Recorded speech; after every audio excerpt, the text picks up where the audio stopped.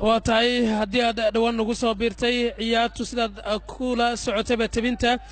goolay waxba ayaa markaasi koonfur galbeed ee natiijadu ku hogaaminaysa waana ka goolka qaybta hore ciyaarta ayuu dhashay qaybta labaad ayaana hadda la sugayaa in la guda galo telefishinka Universal ayaad kala socotaan baahinta tooska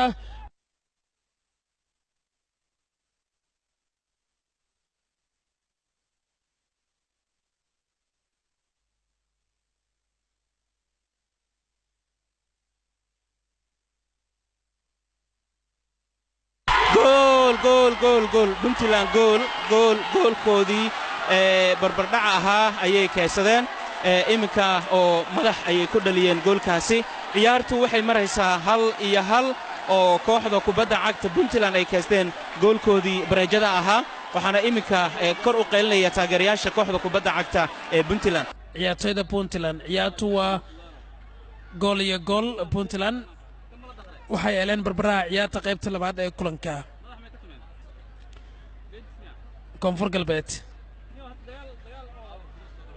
koonfur galbeed kubadaasi waa ay soo tureen markan Puntland Yacquub Cusmaan Maxamed kubadii waa laga soo qaatay markale Puntland ayaa Bruniga soo wadata Cabdullaahi Cabdulqaadir kubadaasi waa uu laaday hase yeeshee daafaca koonfur galbeed ayaa iska soo celiyay gacan tur ay sameynayaan isla ciyaartoyga Cabdullaahi Cabdulqaadir afka hore ee diilinta 18aad markale kubada isaga ayaa haya ugu dambeyn waa uu fasaxay si uu gacan tur ugu sameeyo kooxdiisa gool ayaa ciyaartu tahay Puntland ayaana qaybta labaad ee kulanka barbaraha ciyaarta heshay